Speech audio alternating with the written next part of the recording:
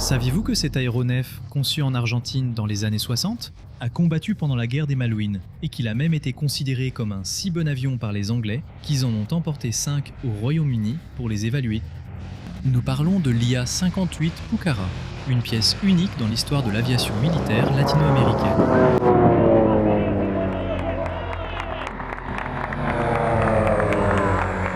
Le Pucará, dont le nom signifie forteresse, est un avion d'attaque destiné aux missions COIN, qui a gagné l'affection de ceux qui le connaissaient pour être un appareil conçu et construit en Argentine et mis à l'épreuve au combat. Dans cette vidéo, je t'invite à découvrir tous les secrets de cet appareil, depuis sa naissance dans les hangars de Cordoba jusqu'à son engagement en combat réel, en passant par des anecdotes, des variantes et des faits peu connus. Je vais aussi vous parler du projet IA-58H Phoenix, comme une évolution de ces avions historiques, alors restez jusqu'à la fin.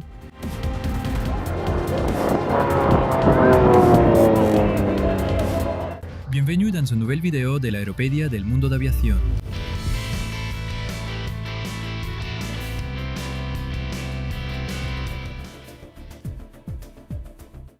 Pour comprendre la naissance de l'IA-58 Pucará, nous devons remonter aux années 60. À cette époque, l'Amérique latine et le monde étaient traversés par des conflits internes, des insurrections et la menace de guérilla. L'Argentine ne faisait pas exception.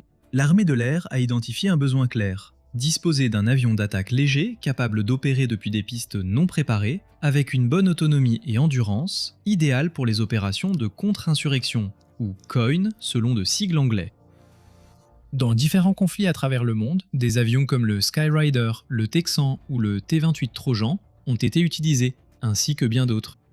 Mais en même temps, des pays comme les États-Unis, la France et l'Argentine se sont concentrés sur la production d'avions spécifiquement dédiés aux missions de contre-insurrection.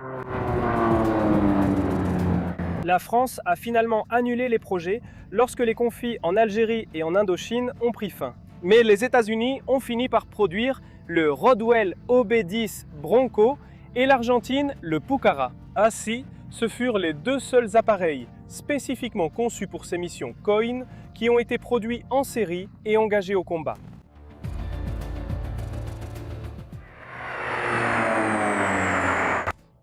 L'Institut aéronautique, qui deviendra plus tard la Fabrique militaire d'avions, ou FMA, fut chargé de répondre à cette demande. Le projet a débuté en 1966 sous la direction de l'ingénieur Héctor Ruiz et le premier prototype a volé le 20 août 1969. Ce prototype est celui que vous pouvez voir au Musée national de l'aéronautique à Morón, dans la province de Buenos Aires. L'avion a reçu le nom de Pucará, qui en quechua signifie forteresse, et il porte vraiment bien son nom.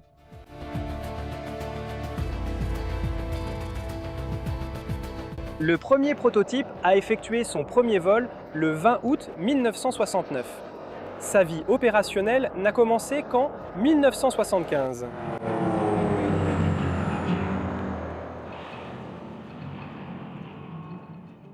Le Pucará a été conçu avec une philosophie claire: être robuste, fiable et facile à entretenir dans des conditions austères. Entièrement construit en métal, l'IA-58 possède une conception bimoteur à aile basse avec un cockpit caractéristique en tandem pour le pilote et le copilote qui agit comme artilleur. L'un de ses plus grands atouts est son train d'atterrissage rétractable à grand débattement, idéal pour les pistes en terre ou improvisées. En fait, le Pucará pouvait décoller depuis des routes rurales et se trouver près du front de combat.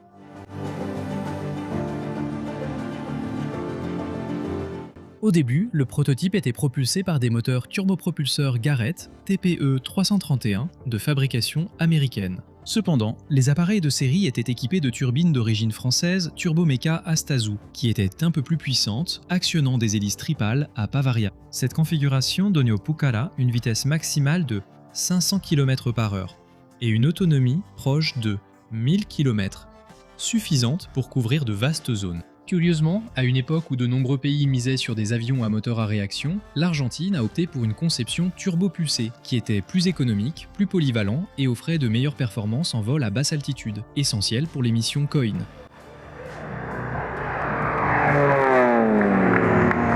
Il était conçu pour l'attaque rapprochée, l'appui au sol et les missions d'interdiction. Sa charge offensive et son armement le reflètent très bien. Par exemple, il possède 2 canons Hispano-Suiza de 20 mm avec 270 munitions chacun et 4 mitrailleuses Browning de 7,62 mm avec 900 munitions chacune.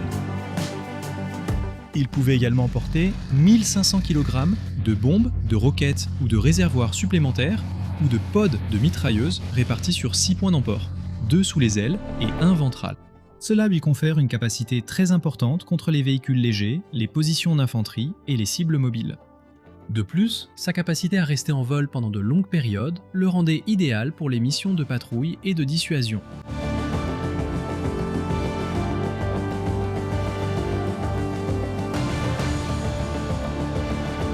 La cabine disposait de commandes doublées, mais lors des opérations réelles, le deuxième siège était utilisé pour l'artilleur ou un observateur.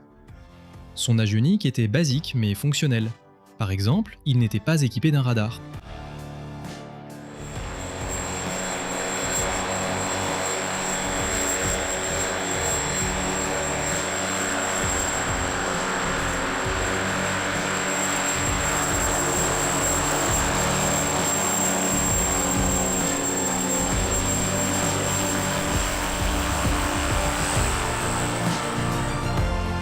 Grâce au succès du modèle, plus de 100 appareils ont été fabriqués entre 1974 et 1989.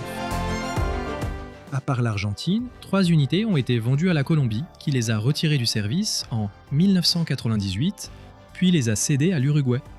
Le Sri Lanka a acquis 4 unités qui sont entrées en combat, dont 2 ont été perdues. Et la force aérienne uruguayenne en a exploité 5, retirées du service en 2017.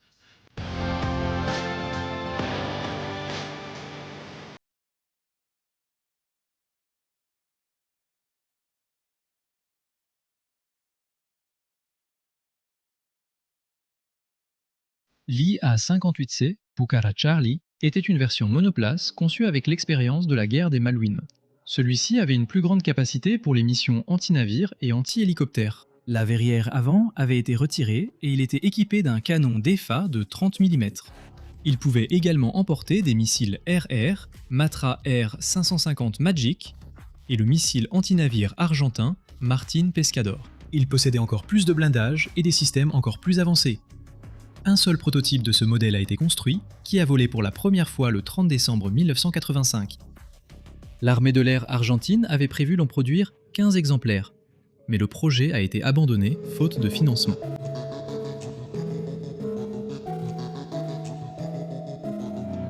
Le Pucara était le seul avion produit par l'usine militaire d'avion à avoir reçu son baptême du feu lors d'un conflit international.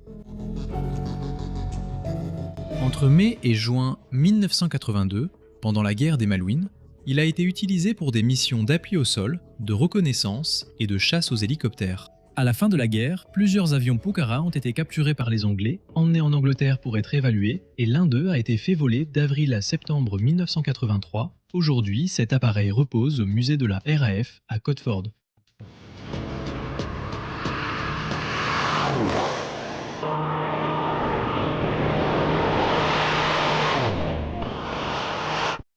Et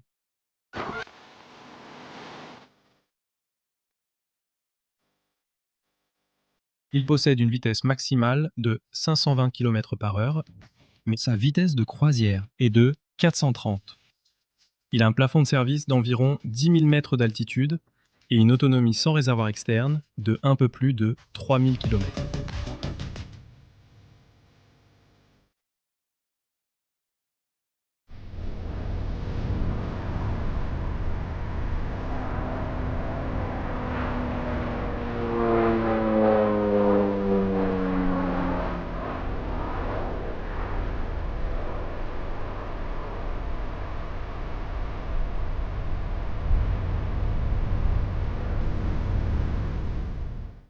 Saviez-vous que le Pucara peut décoller en moins de 500 mètres et atterrir en seulement 300 mètres? Sa capacité STOL, ou Short Takeoff and Landing, de décollage et atterrissage court, en fait l'un des turbopropulseurs les plus agiles de sa catégorie.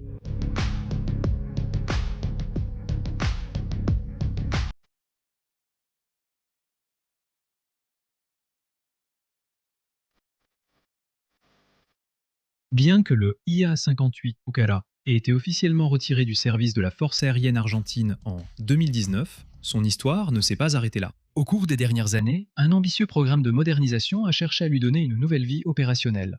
C'est ainsi qu'est né le projet du Pucará Phoenix. L'un des points les plus critiques du design original était l'ancienneté de ses moteurs Astazu, qui étaient difficiles à entretenir et dont les pièces de rechange étaient rares. C'est pourquoi le Phoenix a été équipé de deux moteurs Pratt Whitney PT6A, nettement plus puissants, plus fiables et bénéficiant d'un soutien logistique assuré à long terme. Ces moteurs ont non seulement amélioré les performances générales, mais ils ont également réduit les coûts d'exploitation tout en augmentant la disponibilité technique de l'appareil.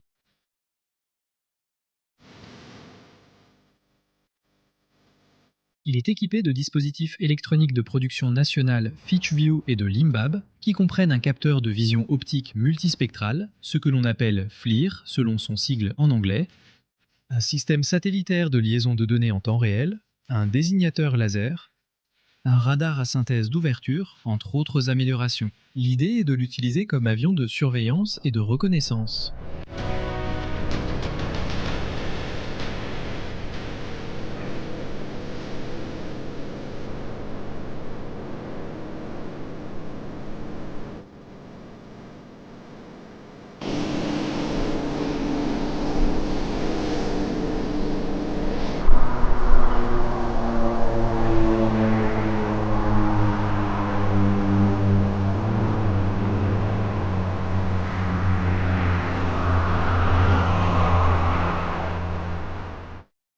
L'IA-58 Pucará est sans aucun doute l'un des chefs-d'œuvre de l'ingénierie aéronautique argentine. Conçu pour répondre à un besoin très spécifique, il a su se distinguer par sa fiabilité, sa polyvalence et sa robustesse. Bien que sa période d'exploitation soit terminée, son héritage demeure et il reste une fierté de l'industrie aéronautique nationale.